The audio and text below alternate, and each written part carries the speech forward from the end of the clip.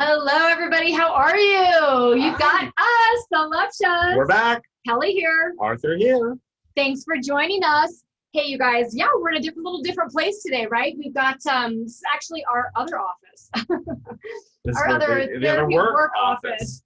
So glad to have you guys. Thanks so much for joining us on becoming the CEO of your health. We are excited to be here, and we're actually going to talk about something that we have in our clinic today. Yes, we are. So right now, everybody more than ever in our times is talking about health and wellness and how can they boost their immunity, or whatever's going on in your life, how can you just get better faster, right? Yeah, absolutely. And we've been bringing in lots of different modalities into our clinic so we can help people improve their health. Absolutely. And we want to talk about one of those today, right? We're going to do that, you guys. So today our session is all about hyperbaric oxygen therapy. So you might hear people refer to it as HBOT, or hyperbaric HBOT. Oxygen Therapy, HBOT, exactly. And so I'm going to actually ask Arthur some questions here. Really? Okay. Questions for the doctor. Yeah, so interestingly, we just were revamping our program in initially preparing for our big concussion clinic that we have put together. Yeah. And so hyperbaric oxygen therapy is one of the things that a lot of patients benefit from post-concussion. But on top of concussion, it's been helpful for many, many things. But for those of you actually that are new, they're like HBOT, HBOT, hyperbaric oxygen therapy. What even is that? Arthur, let me ask you, explain to our audience a little bit about what even is hyperbaric oxygen therapy. That's such a great question, Kelly. And I think most of us will really relate to understanding hyperbaric oxygen chambers and hyperbaric oxygen therapy to the situation with divers. And that when divers get what's called the bends because they've come up too quickly from a deep dive, they've got nitrogen bubbles. You guys, our dog is trying to get into a box right now that she sees a ball in. So he's going to continue. I'm going to move the box. Sorry.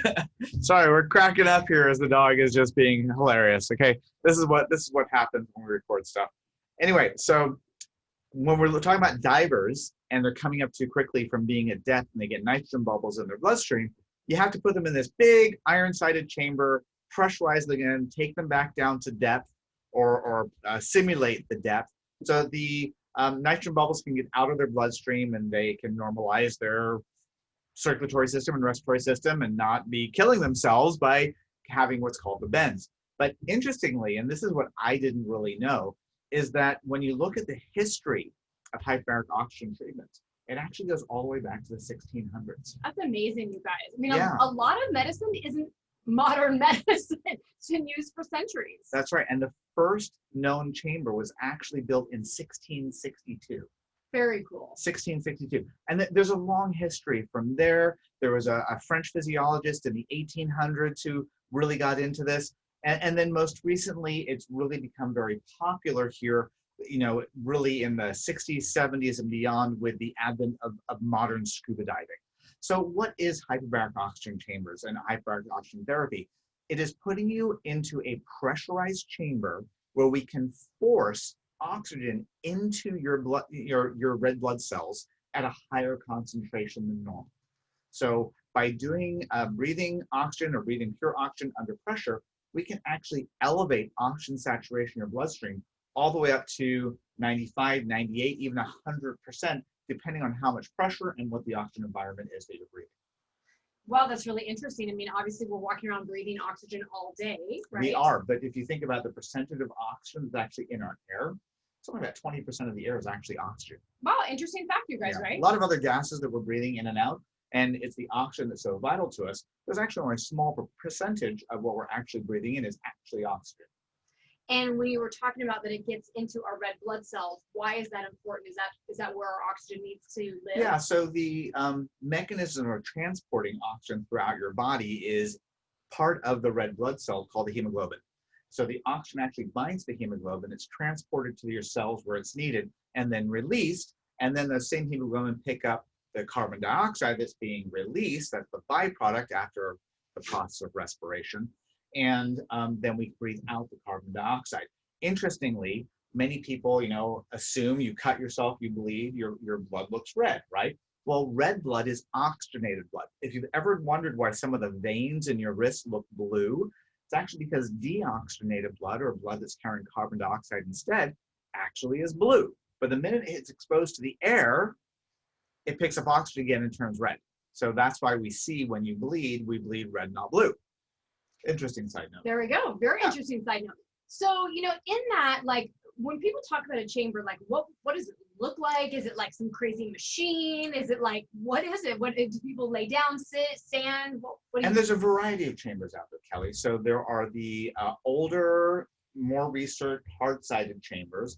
And hard-sided chambers can be relatively large units where you could be sitting or you could be laying down, or you could be sitting in a reclined position. And it's a completely enclosed, it may be an actual metal chamber, or sometimes today they're made of hard plastics, but the environment's 100% sealed. And those can be pressurized upwards of 2.1 atmospheres, which is equivalent to diving to about 100 feet of water. Okay.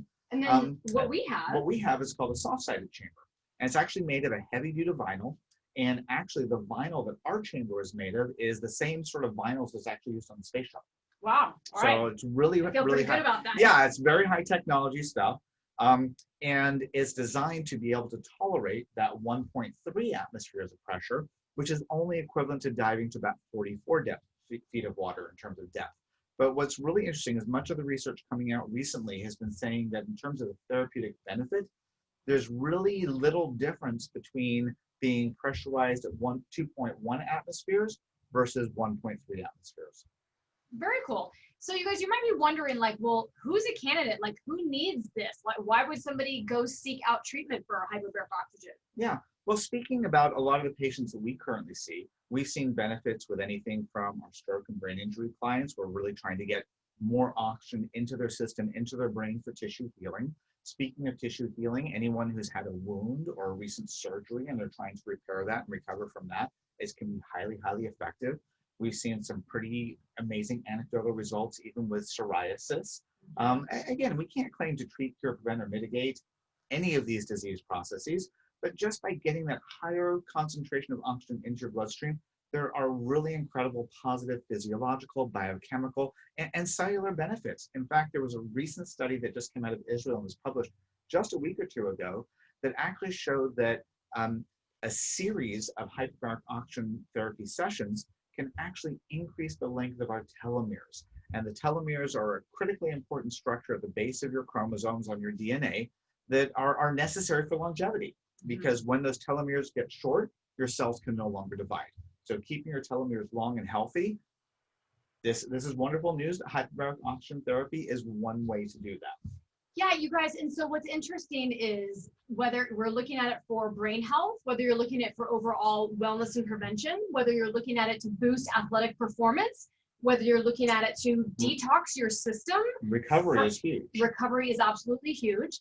We've been seeing a lot of patients lately come through for a variety of detox issues, and it's been so helpful. But Arthur, maybe you can share with them a little bit about the benefits of frequency of treatment, because that's out there in the literature, and everybody asks, like, can I come once a week, twice a week, 5 days a week? Like, what's therapeutically best? Yeah, that's a great question, Kelly. And honestly, there's a little bit of confusion out there about how much is really the most beneficial. Most of the literature that I'm seeing is really stating that frequency is important and that you need to do a intense series of hyperbaric oxygen therapy sessions if you're really going to maximize the cellular benefit. I mean, we're really talking about doing daily sessions, 5 days in a row for 4 weeks, or really trying to get 20 or more sessions in as closely together as possible for maximal benefit. That's great. And it's not that fewer sessions can't be beneficial, but it may not have quite the same overall effect as doing an intensive program. Right. And I think everybody is understanding today, and if you guys aren't out there, that, we're not saying that hyperbaric is the treatment for things, but what everybody's realizing is multiple things all together, right? When you're healing your body and taking the right things on the inside, when you're doing things, whether it's hyperbaric or infrared sauna, or you're doing laser therapy, or acupuncture, or we could go on and on. Bringing in supplements and activators, right? Absolutely. We're healing the body on many different levels, and all of these things combine together to really maximize the effects that they all have. Absolutely. Gosh, you guys. Well, You know, there's so much out there, it's hard to learn. So that's part of Arthur and our job, Arthur and my job is to bring information. Yeah, our mission is to bring this information to you, to try to demystify it a little bit and make it digestible, right? Absolutely. So, hey, Arthur, where can people find us if they want to either come to the clinic or call us? What's the best way? Yeah, so our clinic is OC Neuro Rehab right here in Laguna Niguel. We're at 28142 Camino Capistrano in Laguna Niguel. You can find our website at ocneurorehab.com, and all of our contact information is listed right there. We also have a Facebook page, OC Neuro Rehab. So feel free to reach out, contact us, and however we can be there to help you and serve you and guide you through this process, you know, just let us know how we can help. Oh my gosh, you guys. Hey, thanks as always for tuning in to the Love Shows, for becoming the CEO of your health. We appreciate you. Be sure to subscribe. Be sure to share this with somebody who might be looking for this information. Give us a like. Absolutely. We always need a 5-star review to keep our podcast going and sharing with others. So whether you find us on Spotify or you find us on Apple Podcasts or you're following us on YouTube, we just appreciate all of your support. All right. We're out, everyone. Thanks so much. See you soon. Bye. Bye.